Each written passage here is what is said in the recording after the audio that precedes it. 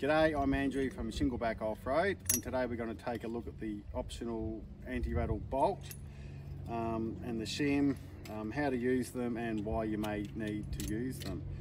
But first up, we're just going to have a quick talk about the Anti Rattle Clamp. That every Shingleback rack from day one has come with one of these guys. Yeah, and we often get asked why we still use this and haven't gone to a fully integrated internal anti-rattle device. There's a couple of reasons, but the main ones are, you know, the anti-rattle clamp, it's simple, proven, and it's really modular, as in it'll cope with our really modular tow bar design. Our tow bar tubes, most of them have 3 or so holes in them, and it allows for a greater range of movement. We did actually trial some internal anti-rattle devices, but you're usually limited to only one hole. So if that doesn't suit your car, it's sort of a bit bad luck, and you can end up sticking out further than you need to. So the anti-rattle clamp allows you to insert the rack deeper if your hitch allows, and it also allows for our big range of tow bar tubes. We sell shorter ones, longer ones, and a range of other ones as well. And we also have the swing arm that it all works well on. Yeah, and the other reason, the internal anti-rattle ones can sometimes jam and seize up, and you can leave you stranded.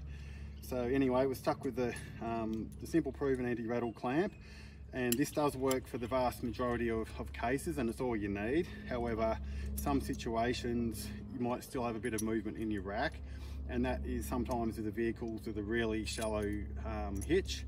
Because the rack isn't inserted very far, you can get a bit more movement.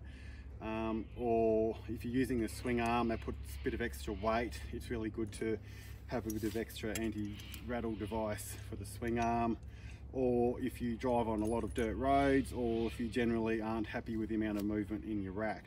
Okay, we'll take a look at the Shim. The Shim's our most economical extra anti-rattle device.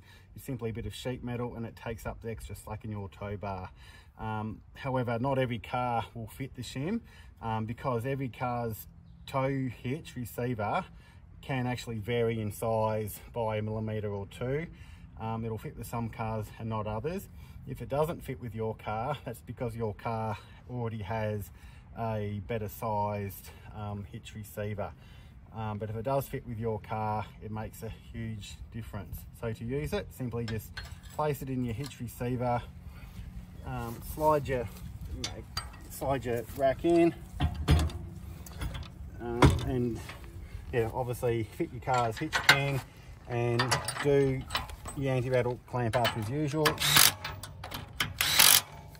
Finish it off with your spanner until it's nice and tight.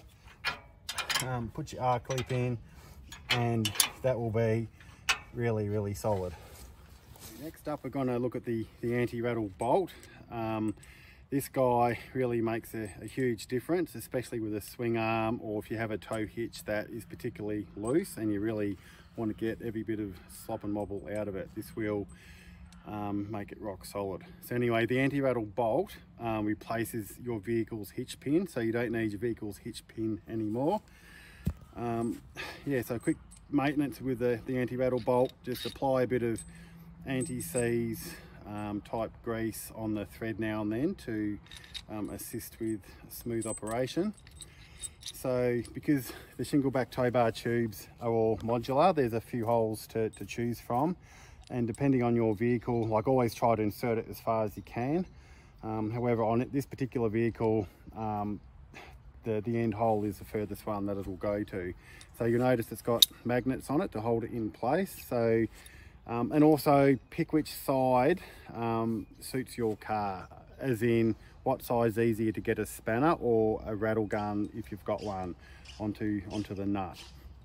So on this vehicle, yeah, the rack is upside down. I do find it easy to work on the rack upside down like this. So I'll slide it in, keep poking it in until it lines up with the hole that suits your vehicle, into the middle of the hole, and the magnets will keep it there. So now you can just simply roll the rack over and slide it in.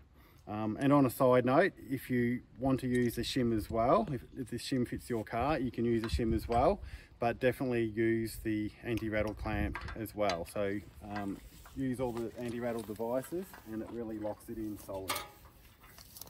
So I find if you're careful, yeah, you can roll the rack over and put it in, no problem at all.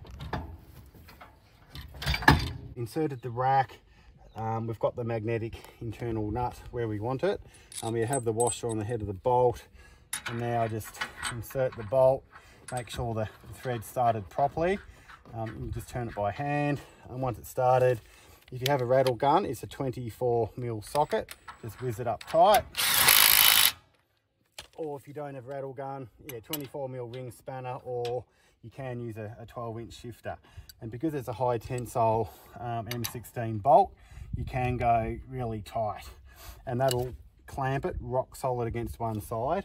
And like that is pretty good like that. However, if you also use the Anti Rattle Clamp, that takes out the slop in the other direction. Remember to always alternate side to side until tight, and that will be solid as a rock. Yep, so all done up, it's rock solid with the anti-rattle bolt and the clamp. So you can just put the R-clip through there, or the hole is actually big enough to put a padlock in. So you can put a padlock through that hole if you want to lock it to your vehicle.